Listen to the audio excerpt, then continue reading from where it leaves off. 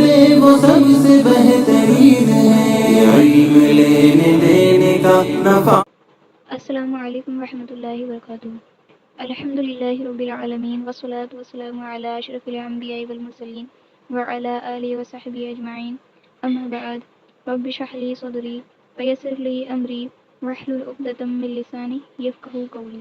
آج ہم عربی گرامر کی ضروری اصطلاحات کو جانیں گے۔ آپ نے بچپن میں قاعدے میں زبر زیر پیش کو پڑھا ہوگا۔ عربی زبان میں زبر کو نصب کہتے ہیں، زیر کو عربی زبان میں جر کہتے ہیں اور پیش کو عربی زبان میں رفع کہتے ہیں۔ حروف تہجیب 29 ہیں۔ الف سے یا تک کسی بھی حرف کے اوپر زبر یعنی نصب آ جائے گا تو وہ منصوب کہلائے گا۔ جیسے الف کے اوپر زبر ہے تو الف منصوب، جیم کے اوپر زبر ہے تو جیم منصوب، لام کے اوپر زبر ہے تو لام منصوب کہلائے گا۔ اسی طرح زیر یعنی جر، حروف تہجیب الف سے یا تک کسی بھی حرف کے نیچے جر آ جائے گا تو وہ مجرور کہلائے گا۔ جیسے کاف کے نیچے زیر ہے تو کاف مجرور، با کے نیچے زیر ہے تو با مجرور، فا کے نیچے زیر ہے تو فا مجرور کہلائے گا۔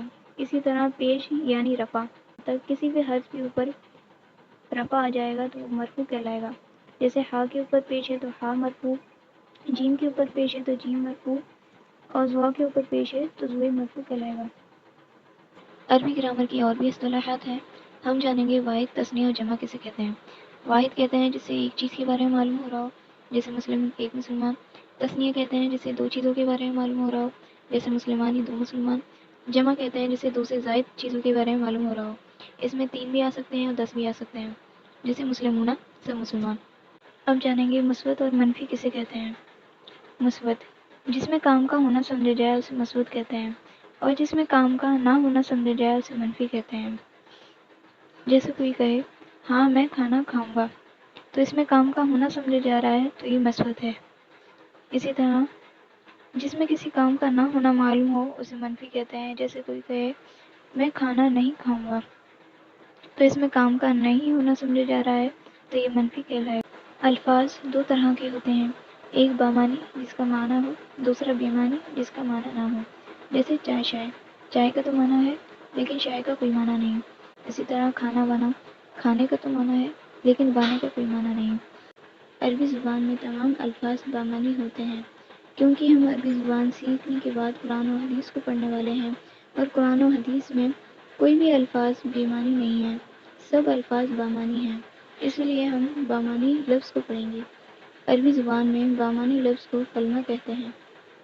کلمے کی 3 قسمیں ہیں، اسم، فعل اور حرف۔ عربی زبان میں جتنے بھی الفاظ ہیں یا تو وہ اسم ہوں گے، یا تو وہ فعل ہوں گے، یا تو وہ حرف ہوں گے۔ ان تینوں کے علاوہ کوئی سا بھی چوتھا لفظ ہمیں عربی زبان میں نہیں ملے گا۔ اسم جو کلمہ اکیلا اپنا معنی ظاہر کرے اور اس میں کوئی زمانہ نہ پایا جائے اسے اسم کہتے ہیں۔ جیسے قلم، قلم اپنا معنی خود ظاہر کر رہا ہے اور اس میں ماضی، حال، مستقبل میں سے کوئی زمانہ نہیں پایا جا رہا۔ جیسے مسجد، مسجد اپنا معنی خود ظاہر کر رہی ہے اور اس میں پریزنٹ، پاسٹ، فیوچر میں سے کوئی زمانہ نہیں پایا جا رہا۔ زمانے 3 ہیں، ماضی گزشتہ زمانہ، حال موجودہ زمانہ، مستقبل آئندہ زمانہ۔ جیسے اس نے لکھا، یہ زمانہ ماضی میں ہے یعنی پاسٹ میں ہے۔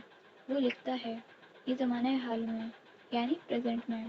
وہ لکھے گا، یہ زمانہ مستقبل میں ہے یعنی فیوچر میں ہے۔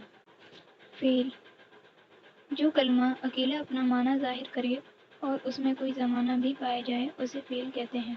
جیسے ضربہ، اس نے مارا، یضرب وہ مارتا ہے یا مارے گا۔ حرف اور جو کلمہ اکیلا اپنا معنی ظاہر نہ کرے اسے حرف کہتے ہیں۔ جیسے من، اس کا مطلب ہے سے، الی جس کا مطلب ہے تک۔ یہ یوں کہیں وہ کلمہ ہے جس کے معنی اسم یا فعل کے ساتھ ملائے بغیر سمجھ میں نہ آئیں۔ جیسے اعلیٰ، اس کا مطلب ہے پر۔ جیسے ہم بولیں احمد زمین پر بیٹھا ہے، اس میں تو ہمیں بات سمجھ میں آ رہی ہے، لیکن اگر ہم پر کو ہٹا دیں، ہم یہ بولیں صرف احمد زمین بیٹھا، تو ہمیں بات سمجھ میں